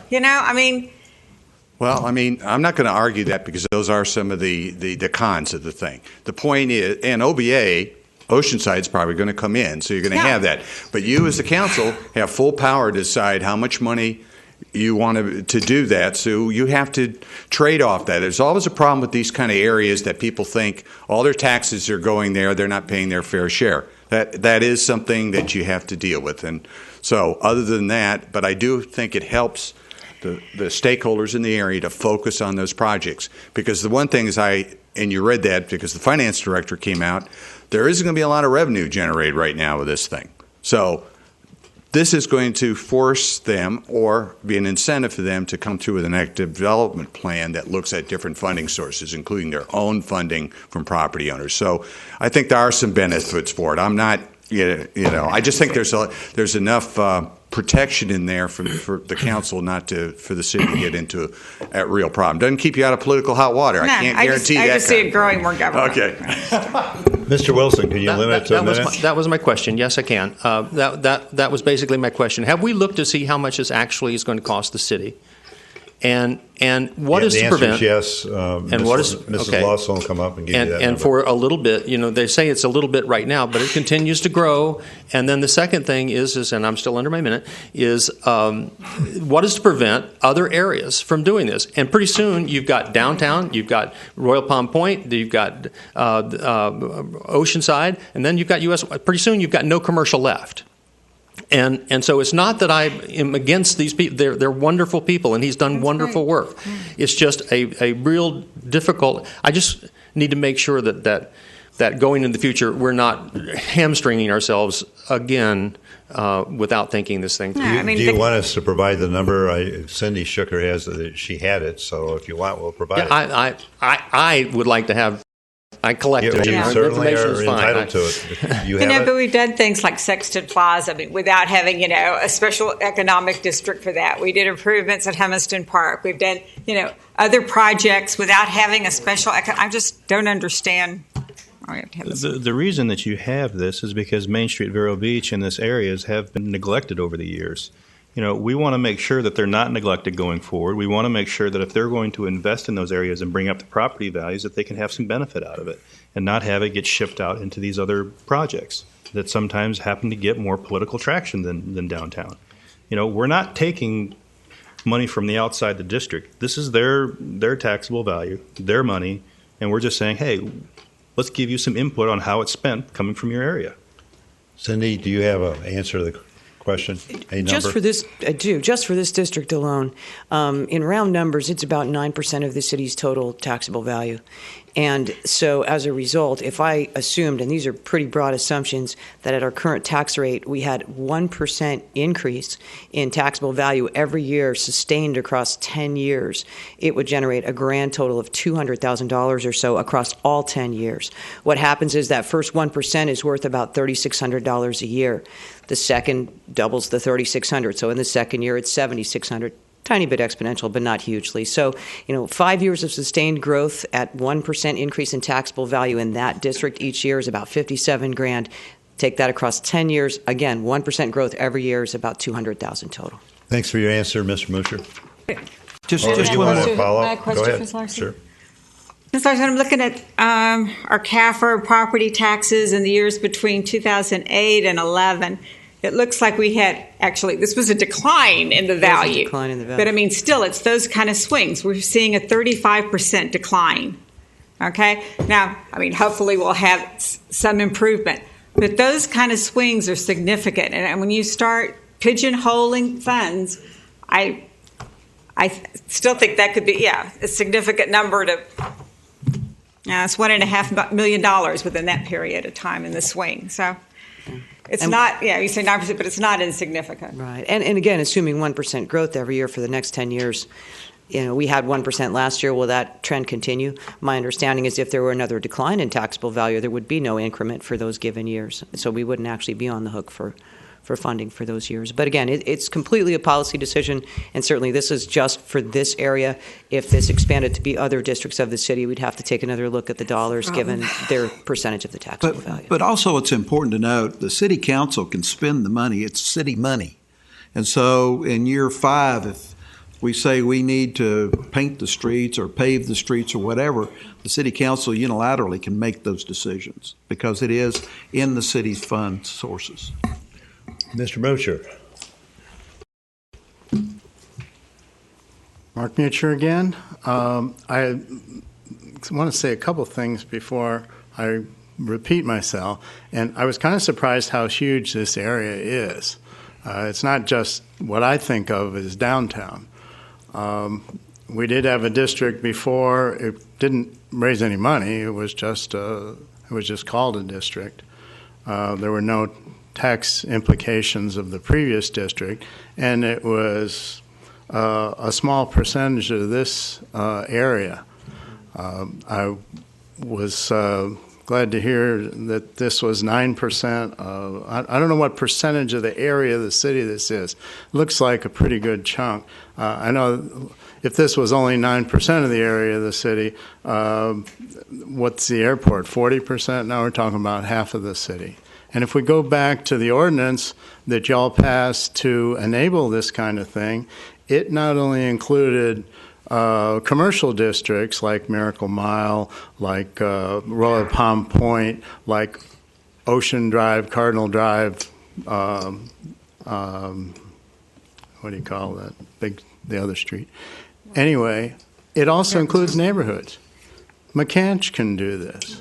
No. This doesn't include. It doesn't? No. Okay, well, only commercial and business. I thought it included neighborhoods, but all right. Well, what I've said before, and you're probably tired of hearing me say this, is that normally the way these things work is, and Mr. Kramer said it very well. He said that people work and improve their property and increase their value, and then they get some return from the benefit of all their hard work and investment. Well, in this case, we've declined citywide 35%. This area might have declined 50%, I don't know. What I said before was, and that may not have been true today for all of the city, that we're still at the bottom of the market. The market is going to progress and has started to. I'm not sure about the downtown area at this point. I know the Central Beach is climbing, but they're not getting the benefit of of their work, labor, and investment. They're getting the benefit of the natural appreciation that's going along with the rest of the country, or the rest of the city. So, if they do nothing, their taxable value will grow. And money will go into this fund. And in the past, what I've said was, you might as well just write them a check because they don't have to do anything to get it. And now, none of you are going to write them a check, right? So, but that's in effect what you're doing. So my proposal of this, and I'm not anti-downtown or anti-anywhere else. My proposal is you set a realistic level, and then when they reach that level, somewhere between the low and the high, say, when they reach that level, then they get credit for appreciation above a reasonable level, as opposed to the absolute bottom of the market. If we went down 35% in 5 years, I'm not sure going back only 1% a year is a good example. And certainly Ocean Drive isn't going to be 1%, and you can bet they're going to be in here. Yeah. Why wouldn't they be? Okay. I'm glad it's structured the way it is, that the city controls the funds and they can't go into debt and run into all those Fort Pierce-like problems. But I just wanted to point those few things out. Any further public comment? Mr. Day, come forward. Identify yourself so we know who you are.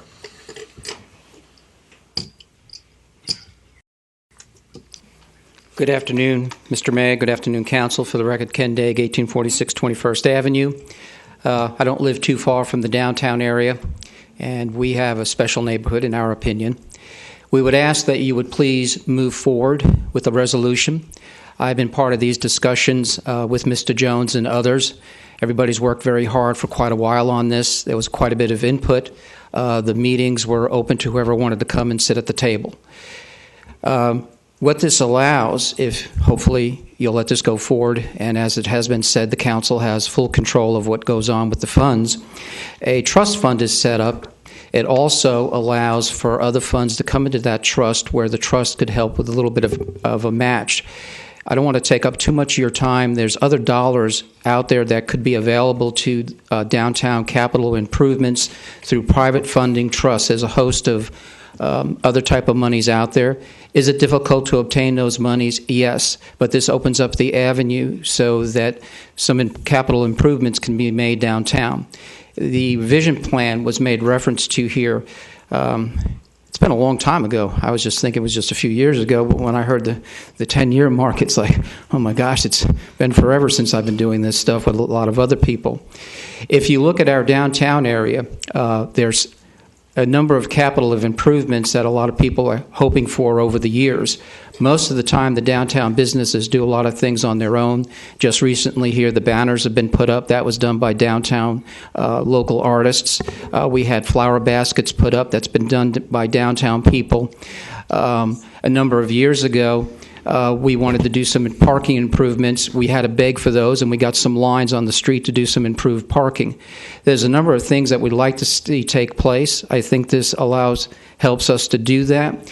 And what I would ask all of you up there is, could you please support us in this? Can you all vote in favor of it? Because we'd really appreciate your help. It would allow us to move forward in a very positive direction. And thank you for your time. Thank you, Mr. Daig. Any further public comment?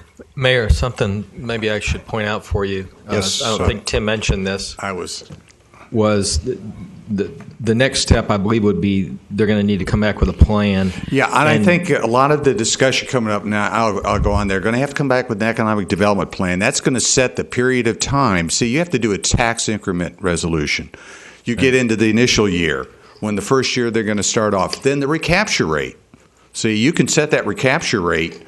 Like you could, the highest you can set is 95%. Meaning, if it's 100, you understand you can set it at a different rate. So all the taxes that are the value of that property increases in that area, you could decide you only want to give them 50% of that value. I mean, but that is why the economic development plan has come before you. Then you'll know what they're trying to do and how they can do it, and you can evaluate this a little better. So I hope that. So this is just a facilitating This step. is just actually it's a hold almost like a car. The trust fund has no money in it. We have this district, but that gives them an opportunity to get there. If you approve at the next meeting to go forward with. There was a card before this that Mr. Kramer brought up, was there not? This is the second time he talked about it earlier. It was the earlier was the enabling ordinance. This Right. is specific to Yes, geography. we had So the. it takes 3 sets of legislative to come up with the actual funding. We had the enabling ordinance, which allows us to set the districts. You do this to designate the district, which you'll do at the next meeting if you decide to do that. And at that time, we're also recommending we'll have a resolution for setting up an advisory commission, if you desire to do that. Okay. Well, I'm for this, and further discussion, or I'll make a motion to pass as it is. I'll make a motion to approve for second reading on the 18th. I second. All right, Mrs. Bach? Mr. Fletcher? No. Ms. Graves? Yes. Ms. Turner? No. Mr. Kramer? Yes. Mayor Winger? Yes. Passes I believe 3-2. the next thing we have on the agenda is Mrs. Vox setting up or adding people to the commission. I would like to make a suggestion, Mrs. Vox. I'd like to, there's some of these that have the same people on them, which is rather confusing. I would like to take the Utilities Commission first, if we could, and I'd like to make a nomination for that, if I could, but you have the floor. That's fine with me if council agrees. All right, I'd like to nominate George Christopher for the Utilities Commission. I have a second? I have a question. Are we going to be, how are we going to determine if we're voting alternate or full members? Well, there is one full member open and 2 alternates. So I guess, is this for the full member? We'll start with the full member first. Yes, and I'm nominating him for full member. And you don't need seconds for nominations. You just take nominations until there are no more, and then you'll have to decide how to vote. And then we usually fill out voting slips. Are there other nominations? I guess it's up to you, Mrs. Bach, to run this process. I am ready to bail out. Okay, well, this is for the full member position. We have one nomination for Mr. Christopher. Any And I other nominate Chuck Meckling. Nominate Robert Blumstein.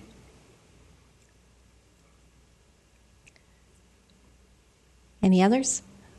Okay, we will start with a vote for Mr. Christopher. I'll go ahead and call the roll.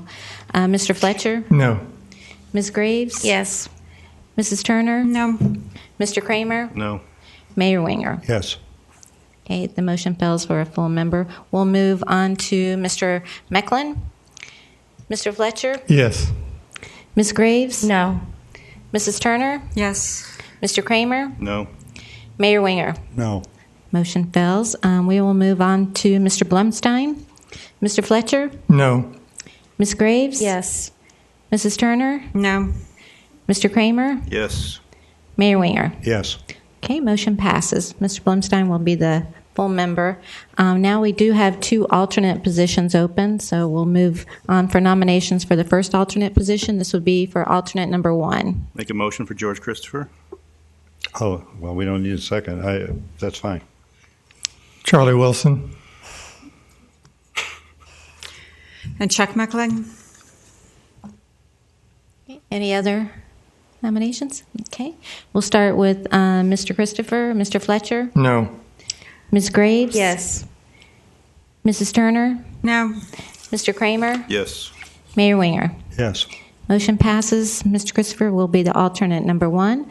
Now we'll move to alternate number 2. George, I can't pronounce his last name. You help me? Baczynski? Baczynski. Yes. Okay. I don't remember meeting a George Baczynski. No, he brought in his application yesterday. Just recent. We did receive a few applications just recently. How did you say that last name? Spaczynski. Okay. All right. Thank you. You're welcome. I don't even know this person. Any other? Mr. Wilson.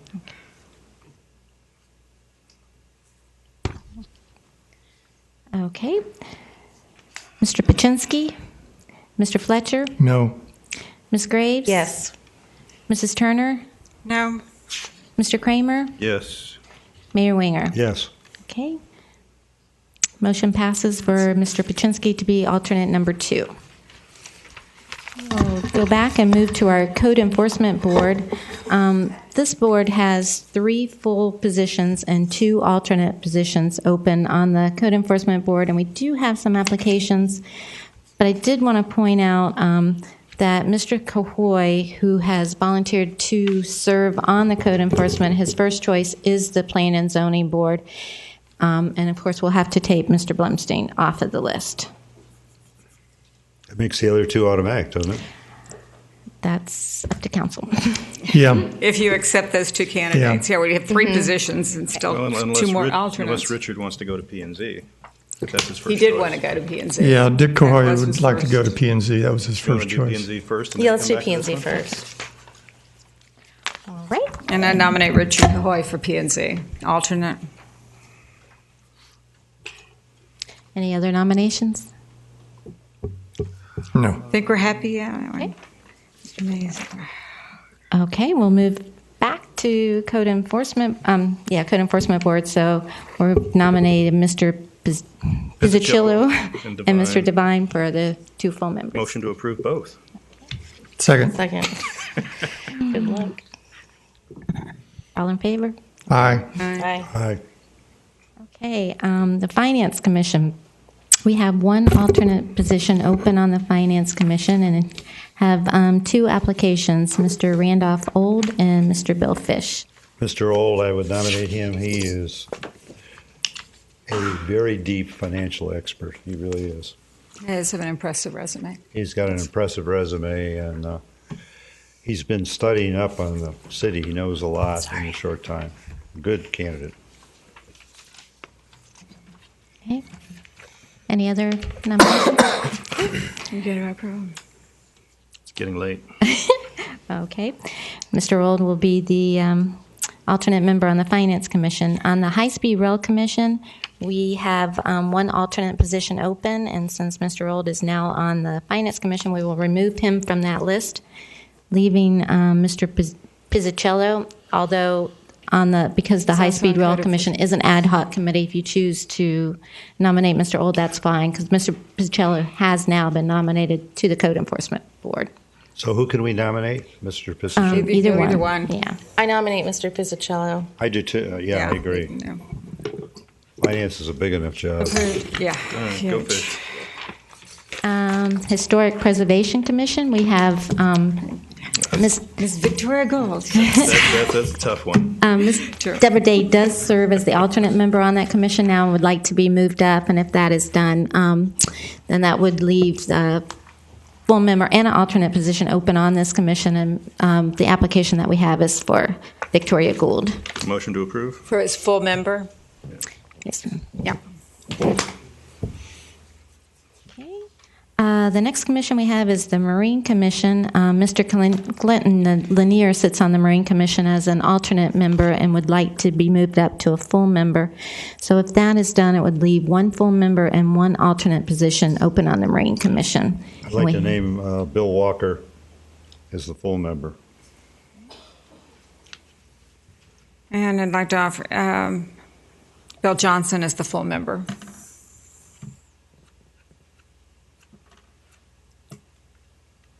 Okay, well, Actually, they're both good choices. Yeah, I agree. I think we've had some incredible Good candidates all applicants. along. We're just, I know, I almost wish there were more seats open. There's a lot of people who are really committed our to working business on is this. great, too. Yeah. okay. Actually, all 3 are good candidates. They're as a matter of fantastic. fact. Yeah, they were. But I could go either way on Walker or Johnson. It's not a big deal. I'm just glad to have them both on. So should we call a vote on Mr. Walker? Mr. The Walker. first full member. Okay, Mr. Fletcher, Yes. Ms. Graves. Yes. Mrs. Turner, I'm sorry, you got me confused. I thought we were voting on the full member. We are. Yeah, we have 2 nominations for the full member, Yes. Mr. Walker and Mr. Johnson. Okay, So what you're we're voting calling on for Mr. now. Walker now? Yes, ma'am. No. Okay. Mr. Kramer? Yes. Mayor Winger? Yes. Okay, Mr. Walker is the full member. I nominate Bill Johnson for the remaining spot, although the other Alternate. candidate is excellent also. I nominate Francisco San Miguel for the alternate position. Okay, we'll vote on Mr. Johnson first. Mr. Fletcher? Yes. Ms. Graves? No. Mrs. Turner? Yes. Mr. Kramer? No. Mayor Winger? Yes. Motion passes. Mr. Johnson, thank you. Oh, one other item, I'm sorry. We did have received a letter from the Treasure Coast Regional League of Cities, and they have asked that we appoint a alternate member on that commission. Mrs. Graves serves as a full member, but just in case there was a member that she could not attend, they have asked that there be an alternate member on there. You get a free lunch. If that entices you. Now, that's not the one that meets in Fort Pierce, is it? They meet all different All over the locations. place. So Oh, you that's get to see member cities and see what they're going through and visit. It's really interesting. Okay, the fact that you're selling it really it makes me curious now. No, I have served on it. I have served almost 2 years. Ms. Turner sold it to me. She sold it to me, and I didn't believe her. And then I got there, and it's really good. And especially as a new council person, when you don't, with sunshine that we can't talk out of the meeting, but it gives you a chance to talk with other council members and see what's going on. It's really helpful. I will because- serve as yeah. her alternate, Okay. and Thank you. Thank Good. you. They'll be happy to see you again. Thank you so much. Thank you. All right, I guess that brings us to city managers matters. I just have a couple items. One is the proposal from the Indian River Sports Complex. We're really looking for direction from the council on 2 items, 2 issues here. And as you see, that it was brought to the Recreation Commission, and they have voted to approve both items. One is that we need to recognize the Indian River Sports Complex Incorporated as the, sort of the umbrella group for our Little League baseball. As you know, Little League has sort of changed, and this would be just recognizing them, and this would be who Rob and the Recreation Department primarily would be working with as that umbrella group, as opposed to every individual team. And if the council wouldn't mind taking a vote on that to... And, well, isn't this case where they would also be using city fields and be maintaining them and paying the utilities? So I think we probably would Yeah. need to do a license or some kind of agreement Similar to with what we that, did with the baseball. with that group. And we would bring that back to you. But this is an organizational name change for new group. That is correct. What Okay. they're doing is taking over and operating the fields, and then the baseball teams will be part of that membership and then operate on their field. And it's primarily going to be at 16th Street. I'd move to instruct Well- the city attorney to But they're also going to be using Michael Field. Yeah, that's what I was concerned with, the city fields that they would be using. We would probably want to have some kind of agreement with them. I'd move to make the city ask the city attorney to fill out an agreement for us. I will second it. Okay. Concur. Just can I ask a quick question on this issue in general? If they're going to be taking over or using Michael's Field, I know that's another, I'm hesitant to say it, but it's another area we've allowed dogs. Are those going to be banned from Michael's Fields with this group taking over? I don't think it's going to be any different than what's taking place right now. Rob Slezak, Recreation Director. We've already talked with the sports complex, and it would be the same rules in place for the dog exercise folks at that field, and the hours would be restricted as they are right now. And the batting cage, they were talking about some capital equipment that... Right, that's component number 2. Okay. I was going to let Jim go ahead and bring that forward and then let you guys talk The next item is we would recommend that we loan to the Indian River Sports Complex Incorporated the lights, the scoreboard, and the batting cage fencing if they so choose, and they would move that out to the 16th Street, still be located inside the city of Vero Beach, and we are loaning it to them so it's still an asset of the city if we ever wanted to retake And they it. maintain it. They maintain And right it. now, it's not really being utilized at all, correct? That is correct. Okay. And again, we would have some kind of agreement, and this would be going to property owned by the county, so we'll run that by the county attorney. Can too, we to charge make them sure rent? Would it be our intention then long term to abandon the use of Bob Sumner Field if we're going to be pulling out that equipment and all? Would that mean that area could be available as we're looking at making plans for? Possibly. What we're going to look at is see what the demand will be. If there's pickup baseball, people might get out there and do soccer or something like this, and it will give them a protected area from the dog exercise area as well. But if there are people that want to do something, and if we see that demand, then we'll do it. If not, we may ultimately abandon the field and use it for something else. Thank you. You need action from the council? I think you got it. Yeah. Yes. On the second part, I mean. Yes, we do need a motion from the council to do a loan and a loan with the Indian River Sports Complex. So moved. Second. All in favor? Aye. Just had to get people tired. No opposed. Nothing like it. No clue what we did. But we just voted. What you've done is you're going to allow the That's probably lighting true. and the scoreboards to go out to 16th Street on a county-owned facility that And to be they're leasing. used. And the bleachers too. is And the my bleachers. understanding. Yeah, and maybe the fencing. No No fencing. No fencing. We're going to No. keep the fencing. Keep the fencing. All A right. couple other items real quick. One is that we've been talking to a lobbyist, Chef Wright, in Tallahassee, talking about the PSC and some of those issues on the legislation that's going through. We need to advise you that I'm going to authorize him to become a registered lobbyist for the city of Vero Beach to sort of track these different bills that we have going forward. He has been under retainer, there was no money involved in the retainer, but we have used him historically over the last several years, but he's never really been registered as a lobbyist. It costs $50 to register as a lobbyist, but he will be carrying the name of Vero Beach when he goes and sits down if he does that. And unless there's any objection from the council. I would like to know what the objective is for having him carry our name, I guess, and that's Well, really what I'm concerned about. The biggest thing was, of course, the two local bills that have been filed recently, Bill, I think 1287, 1289, which are just local bills having to do with the city electric.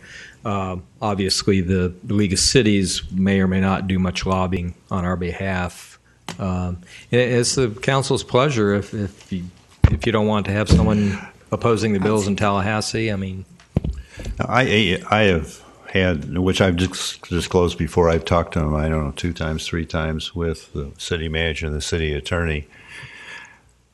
He's really an expert in this particular area. Gives very good counsel. He's been around a long time. He is impeccable. As long as the checkbook is small, I think he has a great deal. It will be. We're using more as an advisor because he's tied to the PSC. He also has connections with the Florida League of City and talks to Ryan on a pretty regular basis as well. But the Florida League of City only has that lobbying effort toward legislation where he's more connected to the Public Service Commission. And how much money are we talking about spending? It won't be over $5,000 in a total year. He's worth it. What else? The other thing is the water and sewer franchise discussions that we've been having with the county. Since we have this legislation sort of floating around in Tallahassee, we put that on hold until the session's over. Then we'll know if we're under PSC or how that's going to fly. But we'll just sort of hold off on that and moving forward. And also there was a House bill filed by actually Representative Mayfield, I believe, on the Rob Bolton idea, and I believe I'm correct about that. And I had the number yesterday, but I don't have it in my mind now. I think maybe 1038 or it's in that range. I think you're right, and there's also a Senate companion that has been. Yes, which is a real positive. And while I'm mentioning that, Rob is going to talk to the Treasure Coast League of Governments tomorrow. He's accompanying me about the idea of the step system, with the idea that it may be of value to others, and also it will hopefully gain support. We have, the various senators and representative staff for the 3 counties are there, and they'll get a chance to understand it. And it does take some understanding, in all fairness. That's all I have to report, unless there's any questions from the mayor or council. Okay, city attorney matters. Nothing else unless you. Then we would move on to individual council member matters, I would guess. And I just revealed the one thing I had to reveal, which was that on the Rob Bolton, and the Rob Bolton will be visiting, and I believe also Monty Falls going to be visiting with us. They had also asked about our baffle box and our efforts to mitigate the damage to the lagoon but from street runoff. And so I believe each will be giving a 10-minute presentation. That will be including, I guess it's your aunt, Linda Hudson, and the various one person from each city and then from each county government. So that's all I have. Thank you. Mr. Kramer. I attended a luncheon for Compassionate Vero. It's a new group that looks like might be forming, really to kind of push a little more civility into the meetings that we have with with the public. My hope is that coming forward, a lot of these groups might bring some resolutions and some items forward to council and to possibly the county. Over the weekend, I did attend the Italian Food Festival. If you missed it, you missed something that was really fantastic. Some of the best Italian food out there. Also attended Downtown Friday. It was a really good success. We have the groundbreaking at the Pavilion out at Leisure Square. My hope is that people will start to realize that the rec department has got a great facility out there and to come out more often. And don't forget Under the Oaks this weekend. If you're not going there for Under the Oaks, just be prepared for the traffic. It is a wonderful event. Mrs. Turner. Thank you, Mr. Mayor. I was going to report on the FMPA meeting that I attended, but I think by now it's all old news and there's nothing else to add if you haven't read in the paper or in the meeting discussed. The Tourist Development Council announced that our December receipts were up 6% from last year. Overall, tourist tax year to date is up almost 23%. So, when you think you're seeing lots of people, do you think, gosh, there are more people? They really are. You're not just imagining it. So, once again, I want to thank all our visitors, encourage everyone else to make our visitors feel welcome because, hey, they're the ones who keep us going year-round. Glad to have them here. The Treasure Coast Food Bank celebrated 25 years of serving customers in our community. That we have people going hungry and food insecure. Sorry, I lost my notes. One thing I did learn at the presentation was saying that they determined that 40% of all food in the United States is wasted. And that's where I was going back. When we have people hungry and food insecure, to think 40% of our food in this country is wasted. There's an awful lot more we can be doing to stop the hunger. Went to the Environmental Learning Center for EcoFest. Tell you what, if you have not been there thinking this was just for children, you've really missed something because it was an incredible, incredible event. There are lots of crafts for the kids, but there's so many things for adults to learn. They were giving guided canoe trips. There were informative displays. The U.S. Coast Guard had a display on all kinds of different trash items like plastic bags and aluminum cans and monofilament line, and you had to match it up with the period of time that it took for it to deteriorate in the waterway. And believe me, it was quite challenging and a bit shocking to learn how long most of these things last. So I would also definitely encourage you next year to mark your calendar and put that on an event. You won't regret it. Remind everybody that Thursday, March the 13th, the Heritage Center will be having a special evening with some great exhibits and wonderful historical buildings around our community. That's Thursday, 5 to 8 at the Heritage Center. And besides tourists, you're going to be seeing a lot of young people around town. Beginning Monday, historic Dodger Town's hosting 2-month stretch of high school and college spring training games. So we'll have over 130 teams from all over the United States visiting our community. So we'll look forward to over 700 games being played at the spring schedule at Dodger Town. So everybody get out and enjoy some baseball. Thanks. That's great. I attended the Indian River County Beach and Shores Advisory Committee meeting, and there was a presentation given on some of the efforts in the county to clean the canals, and it was really impressive. They're also getting ready to go forward where they're going to start taking some of the nutrients that they have managed to pull out of the water and selling it to local residents and saying, here, fertilize your yard with this, rather than you'll save their. I think the logo is you'll save the lagoon one bag at a time. They do a tremendous effort, and the engineering that went into it is really impressive. Other than that, I had a great time at the Recreation Department. Apparently, I showed up a little late. I was shamed for that. I apologize. But all of the sponsors, all of the work, the Bush Wildlife Foundation, everything that was there was really wonderful. A lot of people utilized the facility that day. And I would just like to thank Council today, and especially Mayor Winger, for getting us through this meeting. There was a lot. There was a lot, and I think, we worked through it well together as a team. So thank you. Mr. Fletcher. Move to adjourn. You're adjourned. Remember, we have the art walk on Friday. Should wrap that one. Mrs. Vaught.